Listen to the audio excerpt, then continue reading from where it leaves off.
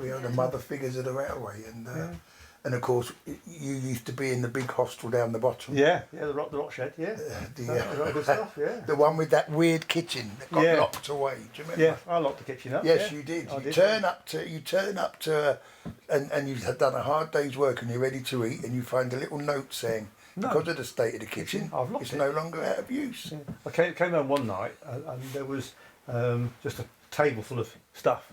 So I just tipped it over like that.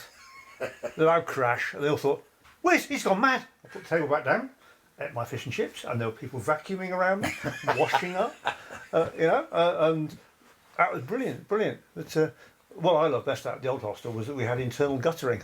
The roof leaked like a colander in every room, and it used to leak onto the heater and the television. So I fashioned some guttering inside, to put a pipe out through the window and outside.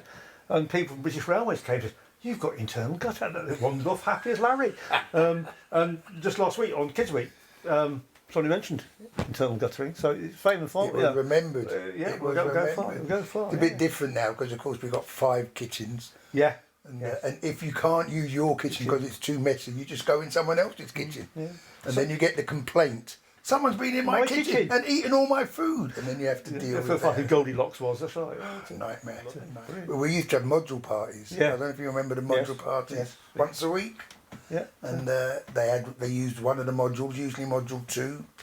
And they weren't so good at their washing up afterwards. And then in the end, I think people stopped coming to the module parties because they realised that they had to wash up. Yeah. Or I weren't going to let them out the building. That's the way to do it. But they were fun, and they were fancy dress. We had fancy dress module parties. Yeah. So,